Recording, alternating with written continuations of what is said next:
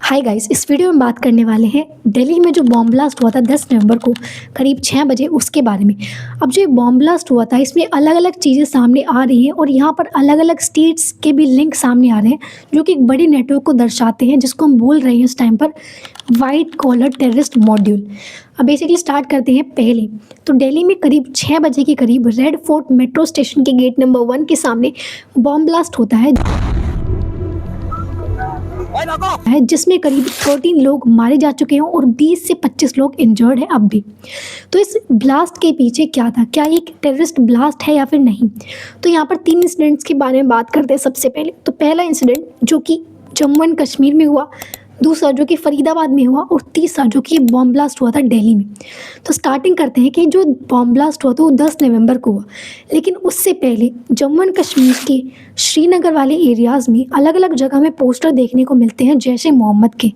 अब जैश ए मोहम्मद जो है वो एक पाकिस्तानी बेस्ड टेररिस्ट ग्रुप है।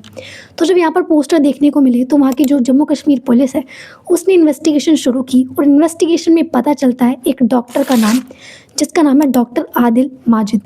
बेसिकली जो डॉक्टर आदिल माजिद है वो अब इस टाइम पर यूपी के सहारनपुर में काम करता था, लेकिन वहाँ पर ये मास्टरमाइंड बताया जा रहा है कि ये सपोर्ट कर रहा था जैश ए मोहम्मद को। तो जब इससे इन्वेस्टिगेशन की गई तो इसके लॉकर में AK-47 मिलती है और जब बाकी इन्वेस्टिगेशन की गई तो इसने एक आदमी का नाम सामने आता है जिसका नाम है डॉक्टर मुजम्मिल अहमद। डॉक्टर मुजम्मिल अहमद जो है इस टाइम पर वो फरीदाबाद की अल फासा जो यूनिवर्सिटी है उसमें टीचर का काम करता था, उसमें पढ़ाता था। तो जब इससे पूछताछ की गई तो इसने बाद में बताया कि मैंने जो है फरीदाबाद के यहाँ पर एक रेंटेड होम लिया है और जब उस होम में रेड की गई तो पता चला कि उसमें करीब 3000 किलो एक्सप्लोजिव डिवाइस का रॉ मटेरियल रखा था जिसमें अमोनियम नाइट्रेट था और बाकी चीज़ें भी मिली जैसे कि वॉकी टॉकी या फिर राइफल्स।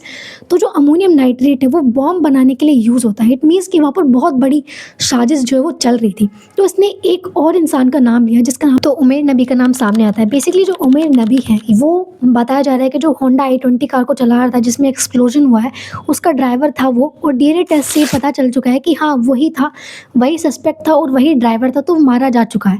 अब बेसिकली यहाँ पर जो नेशनल इन्वेस्टिगेटिव एजेंसी है NIA उसके हिसाब से बताया जा रहा है कि बहुत ही बड़े मॉड्यूल का सिर्फ एक पार्ट है जिसका नाम है वाइट कॉलर टेररिज्म मॉड्यूल।